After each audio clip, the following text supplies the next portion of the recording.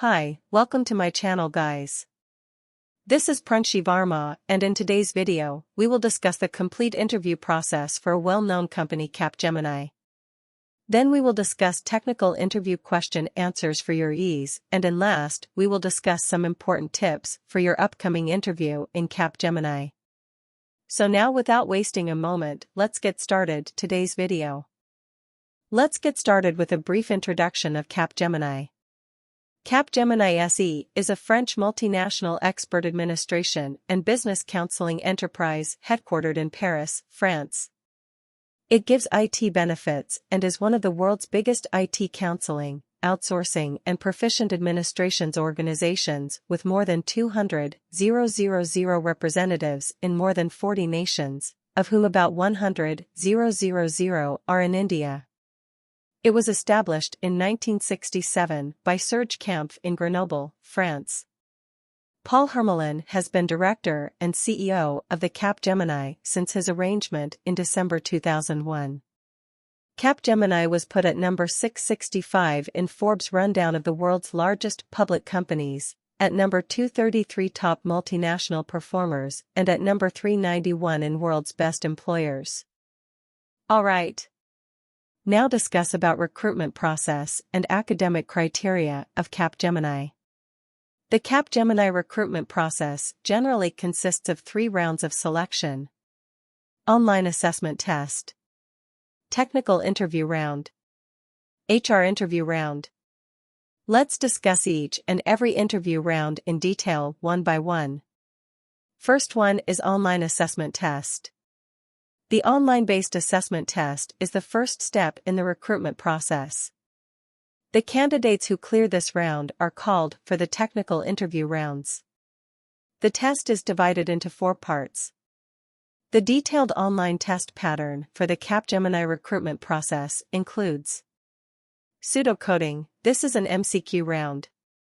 Capgemini's pseudocode section assesses candidates' ability to answer questions that include understanding of programming logic means, tested through pseudocode questions, C, C++, Java, data structures, and object-oriented programming, OOPS. English communication test. This exam will put your grammatical and vocabulary skills to the test. This is also an MCQ round. The areas to study for the English communication test are reading comprehension, para jumbles, direct and indirect speech, active and passive voice, sentence correction, and completion. Game-based aptitude. The Capgemini gamified quantitative aptitude test is the most interesting new stage in the Capgemini recruitment process. It is expected to be a series of 4 games to be completed. The various types of games that occur in the test are related to deductive logical thinking, inductive logical thinking, grid challenge, and motion challenge. Behavioral competency. This round, also known as the Adaptive Employee Personality Test or ADEPT 15, is a personality psychometric designed to assess work-related behavior. The evaluation is made up of pairs of assertions. You must choose the one you agree with the most. Only those candidates who have passed all 3 steps of the test evaluation will be invited to the interview. This round can be skipped by HR for experienced professionals having adequate work experience and knowledge based on the company's requirements. The behavioral profiling module is for understanding the candidate's profile, and students who complete the module will receive a work-style report. Second round is technical interview round. The candidates who clear the online test are called for the face-to-face technical interview round. Technical interview evaluates your technical abilities, which are usually related to the technical knowledge required for the position and the company you want to work for. The questions are designed to test your problem-solving and numerical reasoning skills. Thus, the interviewer will evaluate you in the technical round based on your technical expertise and problem-solving skills, IQ quotient, projects, and your past work experiences. The technical face-to-face interview is the most important part of the entire procedure. You should know the principles of computer science, such as OOPS, DBMS, CN, and OS, etc., and be able to properly describe them to the interviewer. Knowledge of a programming language is essential. Make sure you know how to program in at least one language. You do not need to be fluent in all programming languages, but you should have enough familiarity with at least one, such as C++, Java, or Python. The interviewer will also assess your problem-solving abilities. You'll be questioned about your previous projects and professional experiences, including what you did, what technology you used, what you developed, and how successful you were. Questions about the CV and the company may be asked as well. The number of technical interviews to be conducted will be based on your profile, performance in the previous rounds, and company requirements. Okay. Before starting HR round, let's discuss eligibility criteria for Capgemini. Candidates must have a 60% or higher in diploma, graduation, and MCA/ME/MTech. For SSC and HSC scores, there are no percentage criteria. The interview process is open for all branches for both B and B Tech. ME/MTech students must be only from information technology, information science, and computer science. Candidates should not have any outstanding backlogs when they come for the process. Only those candidates who have been shortlisted for the further rounds will be eligible for further rounds. Alright. Let's move further and discuss HR round in detail. Students who have cleared the technical interview will be called for the HR round. HR interviews are conducted to assess a candidate's personality in order to determine whether or not they are qualified for the position and how well a candidate will fit into the company's work culture. In addition to the normal HR questions regarding strengths and weaknesses, reasons for applying to the company, why you should be hired, and so on, expect questions about work experience, educational qualification, interests, and family background. They can also ask questions related to Capgemini, such as when it was founded, its objectives, beliefs, goals, and organizational structure, among other things. The hiring process comes to a close at this point. Adaptability is demanded of candidates, although this stage allows for negotiation. The most often asked questions are: please tell me about yourself. If you're a beginner, start with your academics, projects, achievements, other curriculum activities, and strengths. Also, include information about your interests, background, and so on. Start with your current position, achievements, past work history, and academic and personal details if you're an experienced professional. What is your expectation with respect to this role? Why are you interested in working for Capgemini? Are you open to relocating to various parts of India? Why are you looking for a job change? If you're an experienced professional seeking a change, this is a common question. The easiest method to respond to this question is to state that you are leaving your current work in order to advance your career. Make sure you don't criticize or speak poorly about the company where you now work. What is your expected salary?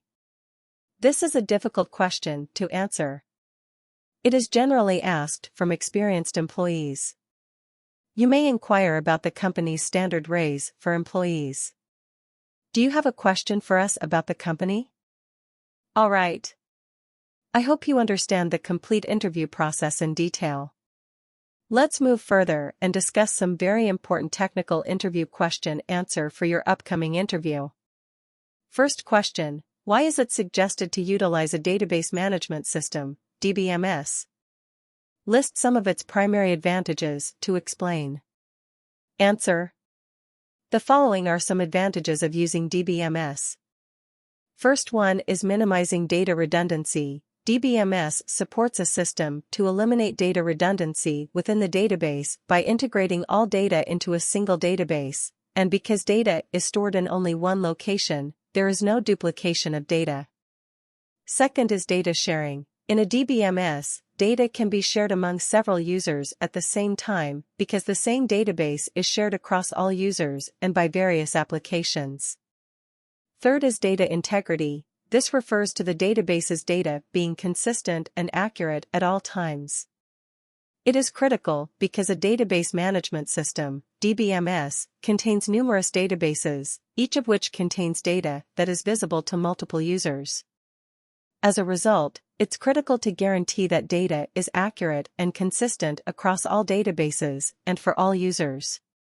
Fourth one is data security. Only approved users should be allowed access to the database, and their identities should be authenticated using a legitimate login and password. Under no circumstances should unauthorized users be allowed to access the database, as this would break the integrity limitations. Alright, next question is: why is normalization needed in a database?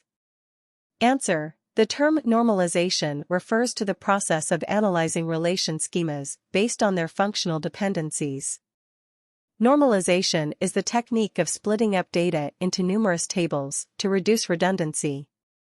The advantages of normalization are: standardization eliminates the copy information, allowing a smaller database to be maintained. As a result, the size of the database is reduced in general. Better execution is assured, which is related to the previous point. As the size of information bases shrinks, the time it takes to process it becomes shorter and more constrained, enhancing reaction time and speed. Narrower tables may be possible as standardized tables are altered and feature fewer segments, allowing for more data items per page. With fewer files per table, support assignments are completed faster. File modifies. Next question is: distinguish between union and union all. Answer: to aggregate the results of two or more SQL select queries, we use the SQL union method. In the union operation, the number of data types and columns in both tables on which the union action is performed must be the same. Duplicate rows are removed from the result set by the union operation. Union all operation is the same as a union operation. It returns the set without sorting the data or deleting duplicates. Okay. Next question: what is the difference between dataset.clone method and dataset.copy method? Answer: dataset. Clone method copies only the dataset object schema and returns a dataset object with the same structure as the existing dataset object, including all the relations, constraints, and schemas. The data from the old one will not be copied to the new one. Dataset copy method copies the entire code and structure of an existing dataset object. Next question: what is the difference between getch function and getch function? Answer: both these C functions read characters from the keyboard, the only difference being getch function is a function that reads characters from the keyboard without using any buffers. As a result, no data is presented on the screen. Getch function uses a buffer to read characters from the keyboard. As a result, information is displayed on the screen. Next question: what do you know about #pragma directive? Answer: #pragma is a preprocessor directive for turning on or off specific functionalities. #pragma startup, #pragma exit, and #pragma warn are its three types. We can use #pragma startup to provide functions that are called when the script starts working. #pragma exit allows us to specify functions that are executed when the code terminates. #pragma warn tells the computer whether or not to suppress any warnings. Alright. Next question: to connect the C program and the operating system, what structure is used? Answer: the file structure is used to connect the operating system and an application. The header file, stio.hie. Standard input-output header file, defines the file. It contains information on the currently open file, its current size, and its memory location. It has a character pointer that indicates which character is currently being opened. When you open a file, you're telling the software and the operating system which file you want to open. Okay. Next question: what is the drawback of scanf function and how can it be avoided, if any? With a string of characters, scanf function will fail. A multi-word string cannot be entered into a single variable using scanf function. The gets function is used to avoid this. When the enter key is pushed, it gets a string from the keyboard and ends it. As part of the input string, spaces and tabs are permitted. Next question is illustrate public static void main string arguments in Java. The entry point for any Java code is called main method and is always written as a public static void main string square bracket args. Here, the term public refers to an access modifier. It's used to specify who has access to use this method. This method is public, which implies that it can be accessed by any class. Next, static. This is a keyword that indicates that it is a class-based system. In Java, main method is made static so that it can be accessed without having to create a class instance. However, if main is not made static, the compiler will throw an error because main method is called by the Java virtual machine before any objects are created, and only static methods can be directly invoked via the class. Next is void. The return type of a method is void, and it defines a method that does not return any value. Next one main, it's the name of the method that JVM looks for when it's searching for a starting point for an application with a specific signature, and it's the method where the main execution happens. String args, followed by square bracket, the parameter passed to the main method is string args. Args is an array of arguments with each element as a string. Alright guys. Next question is, what is Java string pool? Answer. The developers of Java were well aware that programmers would rely heavily on the string data type. As a result, they sought optimization from the beginning. They came up with the idea of storing string literals in the string pool, storage space in the Java heap. As a result, whenever a new object is created, the string pool first checks to see if the object has previously been generated in the pool, and if it has, the same reference is returned to the variable. Otherwise, a new object in the string pool will be created and the reference will be returned. They wanted to use sharing to reduce the size of the temporary string object. To make sharing easier, an immutable class is required. It is not possible to share mutable structures with two unknown parties. As a result, immutable Java strings aid in the implementation of the string pool concept. I hope you understand it. Let's move further. Next question is, how is memory managed in Python? Answer. Python's private heap space is in charge of memory management. The private heap contains all Python objects and data structures, but the programmer does not have access to it. The Python interpreter, on the other hand, takes care of this. The memory manager in Python is in charge of allocating heap space for Python objects. The core API then gives the programmer access to a few programming tools. It also contains an integrated garbage collector, which, as the name implies, recycles all unused memory and makes it available to the heap space. Next question is, distinguish between range and srange in Python. Answer. Srange and range are nearly identical in terms of functionality. They both allow you to generate a list of integers that you may use whatever you want. The only difference between range and srange is that srange produces an srange object while range provides a Python list object. This implies that, unlike range, srange does not create a static list during execution. It generates the values as needed using a technique known as yielding. Generators, which are a type of object, are employed with this technique. That is, if you have a large range and want to construct a list for 1 billion people, you should use range.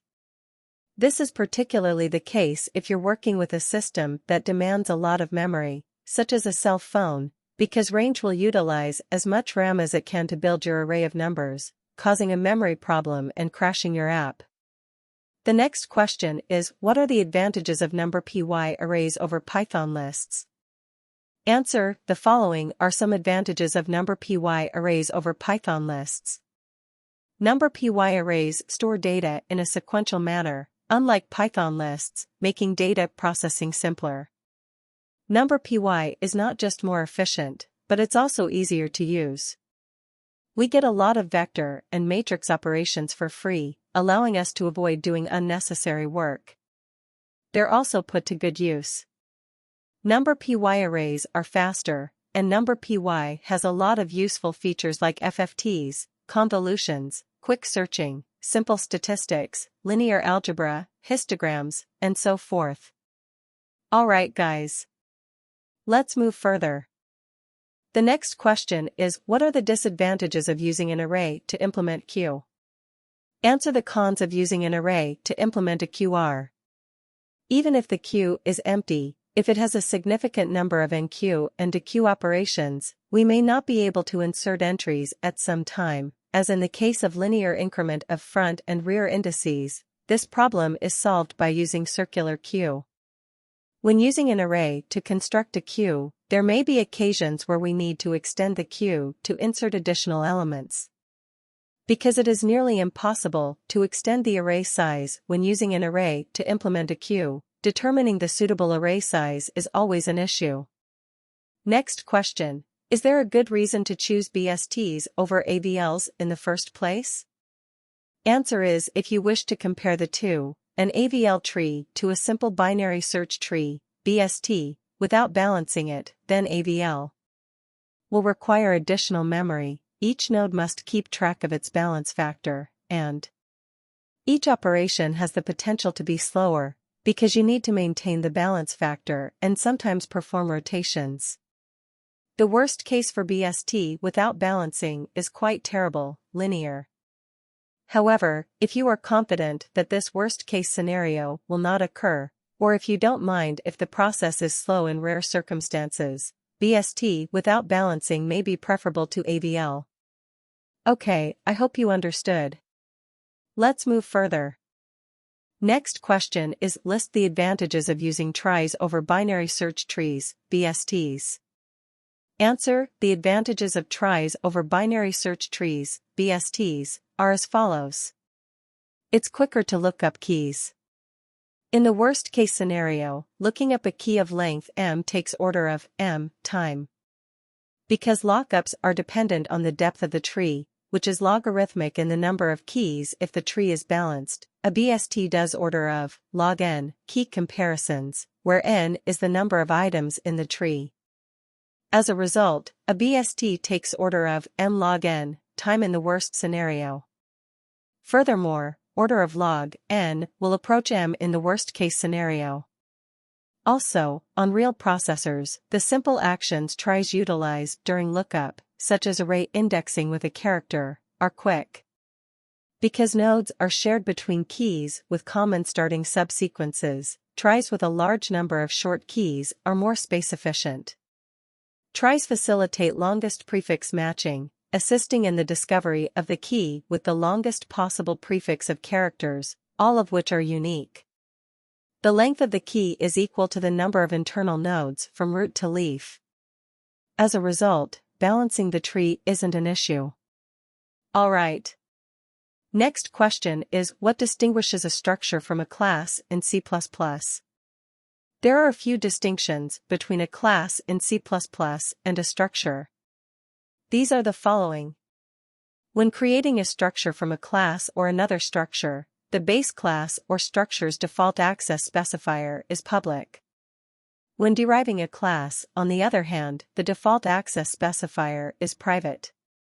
The members of a structure are always public, but the members of a class are always private. The variables of a structure are stored in the stack memory while those of the class are stored in the heap memory. Class supports inheritance, whereas structures do not. The type of class is reference type, whereas the type of structure is a value type. Okay. Let's move further. Next question is, what is the difference between new and malloc? Answer, in C++, both malloc and new are used for memory allocation at runtime. The differences are listed below. Malloc is a function, whereas new is a preprocessor. When using new, there is no requirement to allocate memory. Nevertheless, when using malloc, you must use sizeof.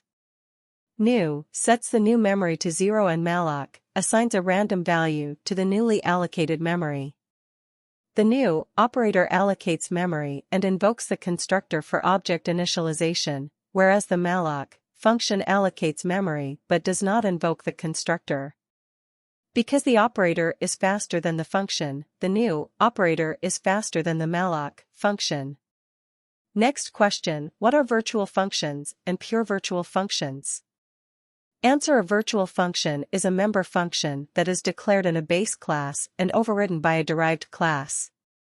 When we are using a pointer or a reference to the base class to refer to a derived class object, we can invoke a virtual function for that object and have it run the derived class's version of the function. Regardless of the type of reference or pointer used for a function call, virtual functions make sure the right function is called for an object. They're mostly implemented to accomplish polymorphism at runtime. The virtual keyword is used to declare functions in base classes. Runtime resolution of function calls is performed. Functions that are only declared in the base class are known as pure virtual functions or abstract functions. This indicates that they have no definition in the base class and must be redefined in the subclass. Alright. Move further. Next question is: what is a DNS, domain name system, forwarder? Answer: a DNS forwarder is a DNS server that forwards DNS queries for external DNS names to DNS servers outside the network. A forwarder is used with a DNS server when it receives DNS queries that cannot be resolved quickly. Therefore, it forwards these requests to external DNS servers for resolution.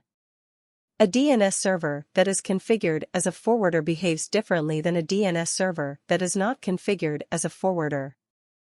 The DNS server behaves as follows when configured as a forwarder. When the query is received by the DNS server, it resolves it using a cache. If the DNS server is not able to resolve the request, it forwards it to another DNS server. If the forwarder is not available, it tries to resolve the query using a root hint. Okay. Next question: how does the dynamic host configuration protocol help with network management? Answer is: the network administrator uses the dynamic host configuration protocol to create a pool of IP addresses instead of going to each client computer to configure a static IP address. This group is known as an area that can be dynamically assigned to clients. Next question is: what do you know about anonymous FTP, file transfer protocol? Answer: users can access public data through anonymous FTP. The server does not need the user to identify himself, and the login is anonymous. As a result, while utilizing anonymous FTP, you must substitute anonymous for the user ID. Anonymous FTPs allow you to send large files to a large number of individuals without having to give out a large number of password and username combinations. That's all for technical interview question answers, guys. Let's discuss very important part of the session, that is interview preparation tips. First and very important tip is self-confidence. Is the first stage in nailing any interview. You've already completed half of the task if you're confident enough. Always keep a cheerful attitude and a smile on your face. Read about the company. Understand the company's services and product lines, as well as its mission and philosophy. Employers expect you to know who the company is, what it does, and how it relates to your professional goals. These types of questions about the company can be asked during the HR round. The more you prepare for the interview, the easier it will be to pass. Acquire sufficient understanding of, among other things, interview stages, rounds, and questions. Practice your responses to common HR and management interview questions. Study your technical subjects and final project carefully. Above all, remain calm and confident, and you'll have a good chance of surviving. Answers should be short and to the point. Use no word arts to explain the core solution. Don't waste time offering ineffective responses or asking irrelevant inquiries. Any interviewer who observes you doing this will automatically deduct points from your score. Ensure you're up to date on the most recent technological developments. You should have a basic awareness of contemporary technological trends like artificial intelligence, AI, big data, and so on. Next one. Speak confidently. Listening to the interviewer is more crucial than responding. Make sure you fully comprehend a question before attempting to respond. Don't be scared to ask for clarification if you don't understand something. Alright. Now let's wind up the session. If you like the video, please hit the like button, share this with your friends, and make sure you subscribe my channel for more useful content. Thanks for watching. I'll see you in the next video.